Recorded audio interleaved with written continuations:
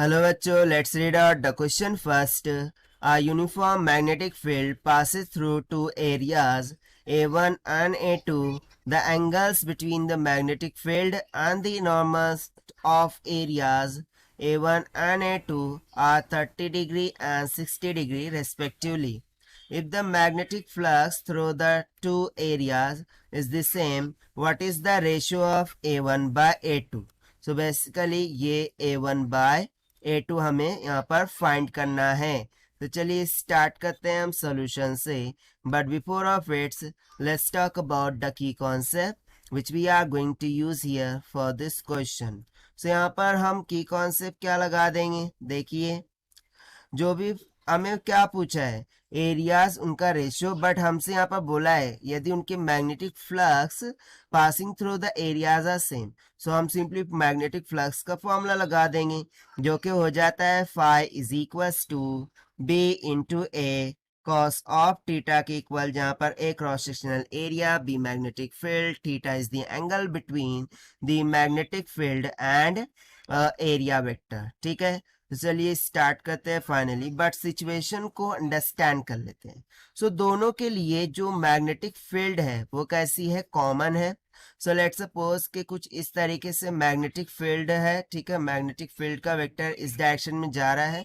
अब दो कॉइल्स है उनको इसमें प्लेस कर दिया गया है। ये फर्स्ट कॉइल को मैं मान लेता हूँ, ये सेकंड कॉइल को मैं मान लेता हूँ। ठीक है, सो फर्स्ट कॉइल के लिए जो एरिया वेक्टर है वो मैग्नेटिक फील्ड के साथ 30 डिग्री का एंगल बना रहा है। सो जो एरिया वेक्टर होता है, ठीक है, वो बेसिकली नॉर्मल पर होता है, नॉर्मल टू द सरफेस होता है। ठीक है, वो किस तरीके से होगा, कुछ इस तरीके से होगा, राइट, इसके नॉर्मल। सो ये एरिया वेक्टर हो गया, इसको मान लेते हैं हम A1। सो ये मैग्नेटिक फील्ड के साथ कितना का एंगल बना रहा है, 30 डिग्री का। और जो सेकंड है, ठीक है, उसके लिए एरिया वेक्टर ऑब्वियसली उसका नॉर्मल होगा, यानी कि वो इस डायरेक्शन में होगा, A2 वेक्टर हम बोल देते हैं। ठीक है, ये भी क्या है, इसको नॉर्मल है। सो वो भी मैग्नेटिक फील्ड के साथ कितने का एंगल बना रहा है, 60 डिग्री का एंगल बना रहा है। सो बस यही केसेस हमें यहाँ पर गिवन है। सो हमें सिंपली A1 बाय A2 का रेशियो फाइंड करना है। सो कैसे फाइंड करेंगे, देखिए। सो इसका एरिया A1 है, इसका एरिया A2 है। इसका जो एंगल है इसको हम मान लेते हैं थीटा 1 के इक्वल, इसका एंगल को हम मान लेते हैं थीटा ऑफ 2 के इक्वल। सो यहाँ से by using the conceptual formula I can write the flux produce by the first one. ठीक है, flux linkage by the first coil, this will be φ1। अब वो किसके इक्वल हो जाएगा, BA1 cos ऑफ थीटा 1 के इक्वल, क्योंकि मैग्नेटिक फील्ड तो दोनों के लिए सेम है, सो वो एज इट इज रहेगा, सिर्फ एरिया और एंगल चेंज हो रहा है।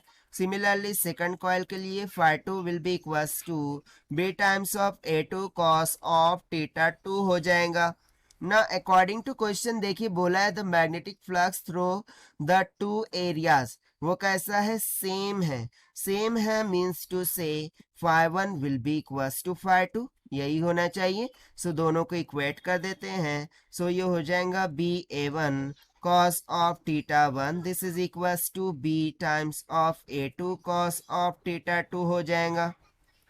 सो यहाँ से देखिए बी कैंसिल हो गया, मुझे चाहिए A1 बाय A2 का रेशियो। सो फर्दर मैं यहाँ से क्या लिख सकता हूँ कि A1 by A2 this will be equals to cos of theta 2 divided by theta 1। Okay, cos of theta 2 divided by cos of theta 1। So हम यहाँ पर वैल्यू सब्स्टिट्यूट कर देते हैं। So A1 by A2 this will be equals to cos of theta 2 कितना है, 60 degree divided by theta 1 कितना है, 30 degree. So it will be equals to cos 60 कितना होता है, 1/2 डिवाइडेड बाय cos 30 होता है √3 डिवाइडेड बाय 2। सो यहाँ से 2 से 2 कैंसिल हो गया।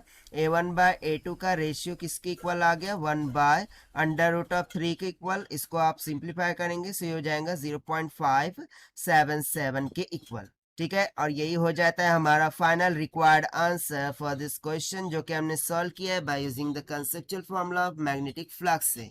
Now let us take the option. So option A will become correct. So this is the required solution. I hope you understood well. Best of luck, thank you.